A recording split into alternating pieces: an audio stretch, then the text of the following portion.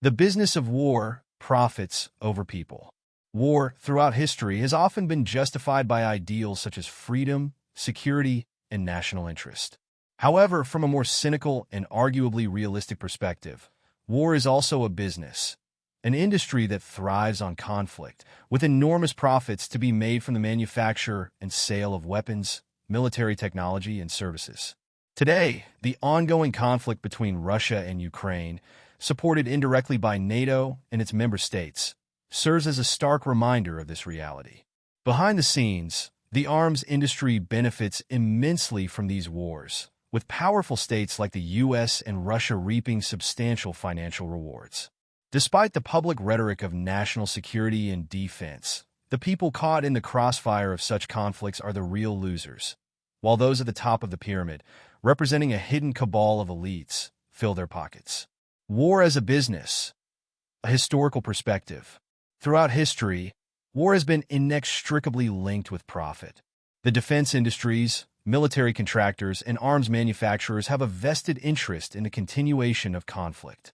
In the 20th century, the two world wars, the Vietnam War and the Cold War, were major drivers of economic growth for the arms industry. During World War II, for example, American companies like Boeing, Lockheed Martin, and Northrop Grumman flourished by producing bombers, fighter jets, and other war material, laying the foundation for the post-war military-industrial complex that President Dwight D. Eisenhower famously warned against in his farewell address in 1961.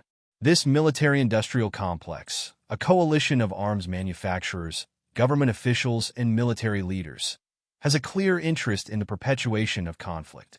The Vietnam War is another case in point. The U.S. involvement was not only about stopping the spread of communism, but also about keeping defense contracts flowing. Major corporations like Bell Helicopter, which manufactured the ubiquitous UH-1 Huey helicopters, profited enormously, while the war dragged on for years with devastating consequences for the Vietnamese people and the American soldiers sent to fight. The modern business of war. Russia, NATO, and the Ukraine conflict. The modern incarnation of this business of war is clearly visible in the ongoing conflict between Russia and Ukraine. The U.S., as the largest and most influential member of NATO, has been instrumental in providing military aid and weapons to Ukraine, contributing billions of dollars in arms and equipment. American defense contractors such as Lockheed Martin, Raytheon, and Northrop Grumman have seen significant increases in their stock prices and profits due to this conflict. Lockheed Martin, for example, produces the Javelin anti-tank missile, a weapon system that has become a staple of Western military aid to Ukraine. As more weapons are shipped, more contracts are secured, and more profits are made. Similarly, Russia has benefited from this conflict. Despite Western sanctions, Russia's defense industry continues to thrive, supplying arms not only for its own forces, but also for its allies around the world. The war has allowed Russia to justify increased military spending and the expansion of its own arms production, including advanced missile systems and tanks. Russian arms manufacturers, such as Almaz-Antey and Kalashnikov, continue to operate robustly, finding buyers outside the Western sphere of influence. This leads to a paradoxical situation. While Russia and NATO, led by the U.S., are ostensibly adversaries, both sides stand to gain from the continuation of conflict. This mirrors the tactics of the Cold War era, where both the Soviet Union and the U.S. used the threat of mutual destruction to justify extensive military buildups, enriching their respective military-industrial complexes. One might cynically imagine the leaders of NATO and Russia meeting behind closed doors, sharing a toast to their latest profits, while ordinary people bear the brunt of war's horrors. Marketing war to the public. The use of ideals and threats. To sustain the business of war, powerful entities employ sophisticated marketing strategies to gain public support and justify military actions. These arguments often invoke high-minded ideals and existential threats, designed to create a narrative that rallies the general population behind the cause. Democracy and freedom. One of the most common arguments used to justify war is the defense of democracy and freedom. For instance, the U.S. government often frames its military interventions as efforts to protect or promote democratic values around the world. During the Cold War, U.S. involvement in conflicts from Korea to Vietnam was frequently justified as a fight against communism to preserve democratic freedom. More recently, the wars in Iraq and Afghanistan were marketed as battles to bring democracy to the Middle East, despite the immense human and economic costs. The narrative of spreading democracy masks the underlying economic interests, such as securing oil reserves or maintaining regional influence, while the defense industry profits from the ensuing military campaigns. Freedom of speech and human rights. Western governments often invoke human rights and freedom of speech as moral imperatives for military intervention. The NATO-led intervention in Libya in 2011, for example, was justified on the grounds of preventing human rights abuses by Muammar Gaddafi's regime. However, the aftermath of the intervention led to chaos and instability in Libya, raising questions about whether the true motive was to protect human rights or to gain control over Libya's vast oil reserves and strategic location. This narrative of moral responsibility helps maintain public support, even when the actual outcomes are far from ideal. Existential threats. The portrayal of an existential threat is a powerful tool to garner public support for war. In the wake of the September 11th attacks, the U.S. government justified the invasion of Iraq by presenting Saddam Hussein's regime as an imminent threat due to its alleged possession of weapons of mass destruction, WMDs.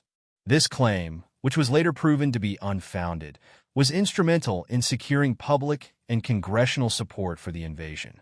The narrative of an existential threat effectively masked the economic interests at play, such as securing access to Iraq's vast oil reserves and creating new opportunities for defense contractors, who profited immensely from the conflict.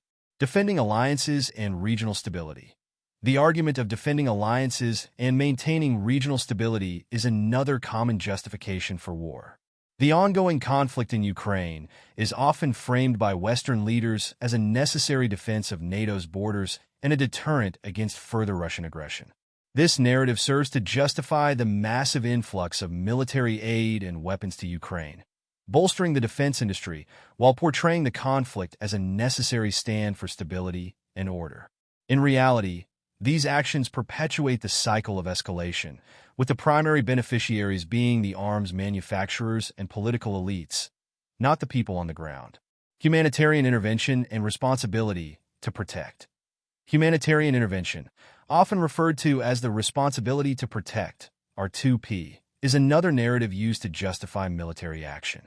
This argument suggests that powerful nations have a moral duty to intervene in countries where atrocities, such as genocide or ethnic cleansing, are occurring.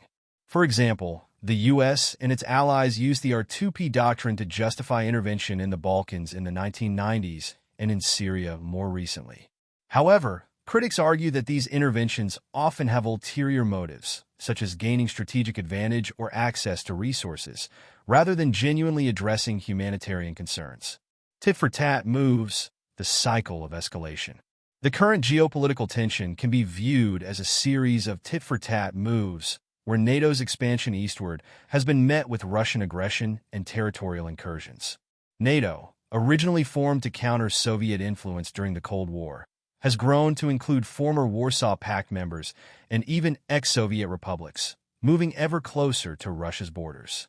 In response, Russia has pursued aggressive policies, such as the annexation of Crimea in 2014 and its ongoing actions in Ukraine. These actions may seem like moves on a geopolitical chessboard, but they follow a predictable pattern of escalation that benefits the ruling elites on both sides. For every NATO expansion, Russia counters with military aggression. For every Russian advance, NATO responds by increasing its military presence in Eastern Europe. The result is a never-ending cycle that serves to justify further defense spending, arms sales, and the perpetuation of the military-industrial complex. Meanwhile, ordinary citizens on both sides suffer the consequences. Ukrainians face destruction, displacement, and death. Russians grapple with economic hardship due to sanctions and the conscription of their youth. Western taxpayers, particularly in the U.S. and Europe, see their taxes funneled into defense budgets instead of social programs, infrastructure, or healthcare. Yet, the arms manufacturers, lobbyists, and political elites prosper, immune to the human and economic costs borne by the general populace.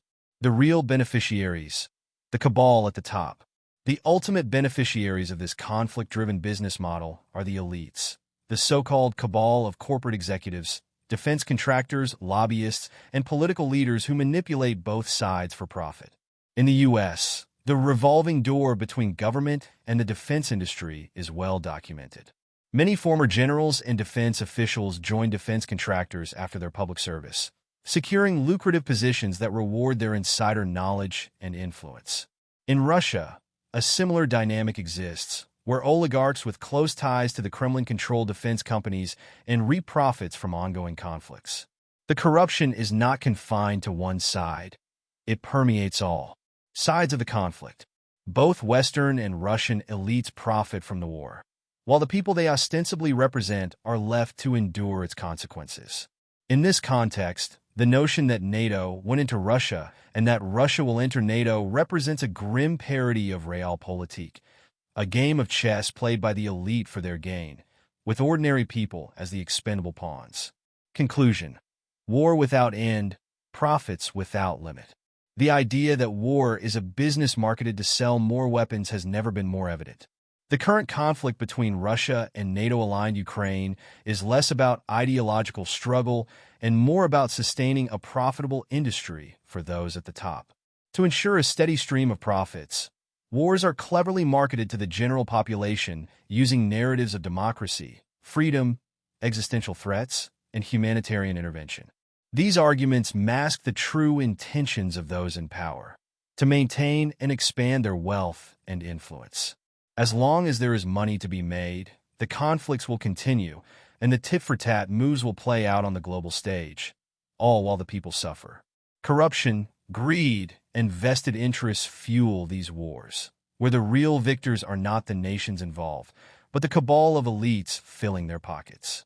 If the leaders of NATO and Russia do indeed meet monthly to celebrate their profits, they would surely raise a glass not to peace, but to the business of war, a business that remains the most lucrative of all, as long as there is no end in sight.